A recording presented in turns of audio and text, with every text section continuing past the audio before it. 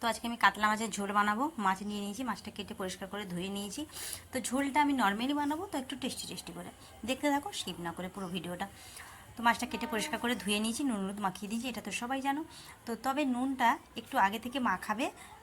যদি মাখিয়ে রাখো তাহলে নুনের পরিমাণটা একটু কম দেবে মাছের মধ্যে, আর যদি সঙ্গে সঙ্গে মাখিয়ে ভাজো তো নুনের পরিমাণটা একটু বেশি দেবে।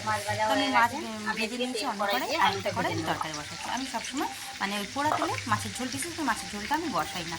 তোমরা যদি চাও ওই তেলেই আলু ভেজে নিতে পারো, তরকারি বসাতে পারো।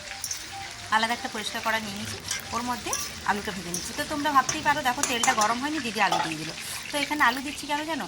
এই যদি কাঁচা তেলে আলু দিয়ে দেওয়া হয়, তেলটা দেখতেই পাবে, একটু করে তোমাদেরকে দেখাচ্ছি, আলুটা আমার কি সুন্দর ভাজা হয়ে যাবে, ভেতর থেকে সেদ্ধ হয়ে আলুটা ভাজা হয়ে যাবে। তো আমি এদিকে মশলা কিছু নিয়েছি পেঁয়াজ কাটার পরিমাণ কিছু, পেঁয়াজটা কাটা পরিমাণটা একটু বেশি, আর নিয়েছি অল্প একটু মানে বাটা পেঁয়াজ।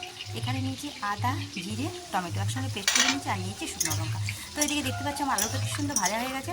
এটা যদি আমি গরম তেলে দিতাম না, তাহলে আলুটা মানে পুড়ে যেত, মানে ওপরটা একটু দেখবে কালচে হয়ে যেত, কিন্তু ভেতরটা সেদ্ধ হতো না। এই কারণে তো তোমরাও এইভাবে ভেজে দেখো আলুটা। আলু ভেজে তুলে নিয়েছি, ওই তেলের মধ্যে আমি পেঁয়াজটাকে দিয়ে দিয়েছি। পেঁয়াজটাকে হালকা করে ভেজে নেব। দেখো ভাজা হয়ে গেছে। এর মধ্যে আমি দিয়ে দেবো আদা, জিরে আর টমেটো যে পেস্ট করে রেখেছি ওই পেস্টটা দেবো, আর দেবো পেঁয়াজ বাটা, বাকি পেঁয়াজ বাটাটা দিয়ে দেবো, আর দেবো লঙ্কা, শুকনো লঙ্কার বাটা। তো একসঙ্গে দিয়ে হিটটা কমিয়ে, এবারে কিন্তু গ্যাসের হিটটা আমি কমিয়ে দেবো, হিটটা কমিয়ে কষতে থাকবো বেশ খানিকক্ষণ, একটু মশলাটা যতক্ষণ না আদার গন্ধটা যাচ্ছে। তো এখানে আদার পরিমাণটা কিন্তু আমি একটু কম দেবো।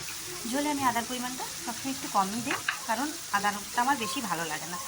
তো এইভাবে মশলাটা যখন কষানো হয়ে গেছে, আদার গন্ধটা চলে যাবে, তখন আমি দিয়ে দিচ্ছি এখানে হলুদ আর শুকনো লঙ্কা একসঙ্গে জলে গুলে রেখেছিলাম, ওইটা আমি দিয়ে দিলাম। এবারে ওটাকেও কষিয়ে নেবো, মশলাটা কষাতে নেবো যতক্ষণ না আমি তেল ছাড়া হচ্ছে, এবং যতক্ষণ না মশলার একটা স্মেল আসছে, ভাজা হয়ে গেছে।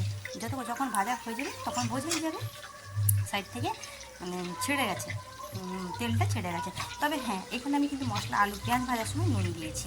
তো তোমরা এই পেঁয়াজ ভাজার সময় একটু নুন দিয়ে দেবে, তাতে কী হবে, পেঁয়াজটা সুন্দর তাড়াতাড়ি জুড়ে যায়। তো এখন আমি কি করলাম, আলুটা দিয়ে দিলাম। আলুটা দিয়ে বেশিক্ষণ কষানোর দরকার নেই, আমার মশলা অলরেডি ভাজা হয়ে গেছে, আর আলুটা সেদ্ধ আছে। কিছুক্ষণ নেড়ে 2-3 মিনিট মতো আলুটার সঙ্গে একটু মশলাটা কষিয়ে নিয়েছি। এরপরে জল দিয়ে দেবো। জলটা নর্মাল জলই আমি দিয়েছি, নর্মাল জল দিয়ে এবারে ফুটতে দেবো। ফুটে হয়ে গেছে, দেখো কিছুক্ষণ আমি ফুটতে দিয়েছি 5 মিনিট মতো। তাতে কী হয়েছে, আমার তরকারিটা অলরেডি হয়ে গেছে, আলুটাও সেদ্ধ হয়ে গেছে। এবারে আমি মাছ দেবো। মাছটা আমি কিন্তু প্রথম থেকে দিই না, কারণ মাছটা যদি ঝোলে বেশি ফুটে যায় না, তাহলে মাছটা একটা ভেদা ভেদা হয়ে যায়, নরম হয়ে যায়, তাতে মাছটা খেতে ভালো লাগে না, আর ঝোলটাও খেতে ভালো লাগে না। এই কারণে আমি মাছটা একটু লাস্টের দিকে দিই। তো মাছ দিয়ে হিট কমিয়ে একটু ঢাকা দিয়ে দেবো। দিলাম শুধু এলাচ গুঁড়ো, এলাচটাকে একটু থেতো করে নিয়েছি, এলাচটা দিয়েছি। এলাচটা দিলে কী হয় জানো, মাছের যে একটা আষ্টে গন্ধ থাকে না, অনেকে মাছের ঝোল খেতে পছন্দ করে না, বাচ্চা কাচ্চা দেখি মাছের ঝোল খেতে পছন্দ করে না, একটু আষ্টে গন্ধ করে। তো এই কারণে যদি এলাচটা দেওয়া হয় না, এই মাছের তরকারিটা একটু মাংস সেন্ট আসে, মানে টেস্টটা একটু ভালো লাগবে, আর আষ্টে গন্ধ তো করবেই না, আর আমার ভালো লাগে। তো তোমরা ওইখানে এলাচটা ব্যবহার করে দেখো, ভালোই লাগবে। তো এখন তরকারিটা আমার অলরেডি হয়ে গেল, নামিয়ে দিয়েছি। তো আজকের জন্য বাই, নেক্সট ভিডিও আবার দেখা হচ্ছে, সঙ্গে থাকো।